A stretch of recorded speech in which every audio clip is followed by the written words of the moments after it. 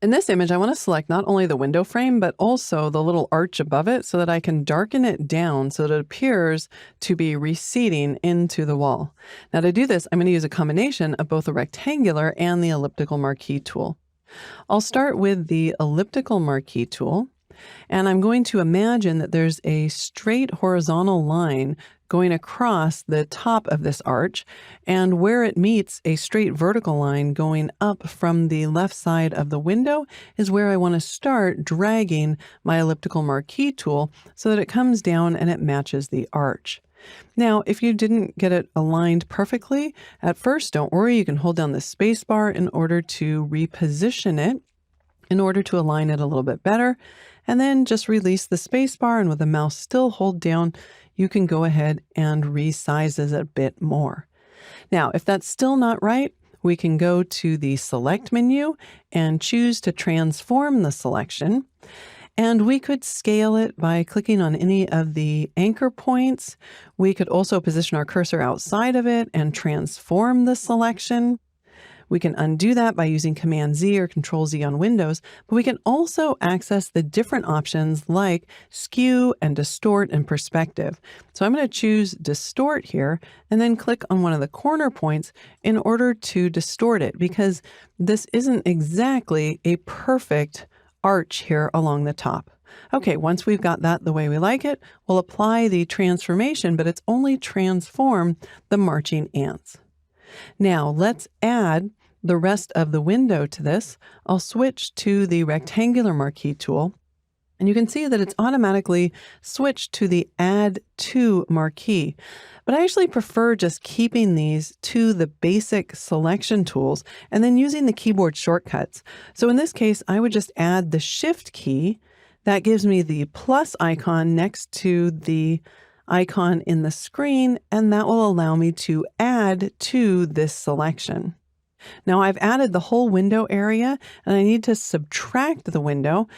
I could subtract each one of these panes individually, but again, it's going to be easier for me just to hold down the Option key. That gives me the subtract from, or the Alt key on Windows, subtract all the window panes at once, and then switch to the Shift key again in order to add back in these small areas of wood. So I'm just going to do this rather quickly, going across each one of them in order to select them. And if I needed to, I could go back in and refine these also, maybe with the polygonal lasso tool, like right here in this area.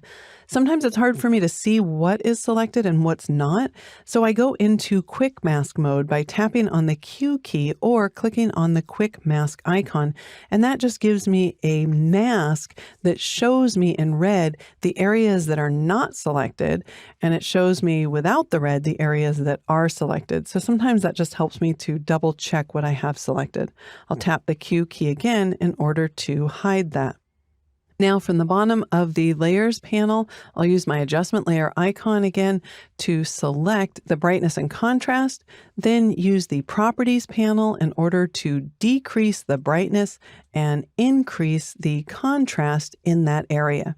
This does give me a hard edge mask. So if I option click on the mask in the layers panel, we can see indeed it is hard edged. So in order to make it a little bit softer edge so we can't see the areas that have been changed versus those that have not, I'll switch to the mask option in the properties panel and just increase the feather a little bit to remove any of those telltale lines that show where I have selected.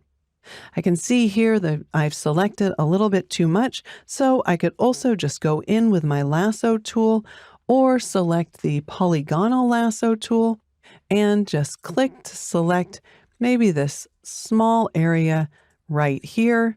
And if I need to touch up the mask, we can see if I option click on it or alt click on Windows that the area that I don't want to see is black. So I'll just choose Edit and then Fill, and I'll fill the contents of that area with black. I'll toggle the visibility on and off, so that was before and that's after. So you can see that it helps to look at the area that you want to select and then break it down into its basic shapes. That way you can use a combination of the selection tools like the elliptical and the rectangular marquee tools to make what initially looks like it might be a complex selection, but it's really just made up of a few simple shapes.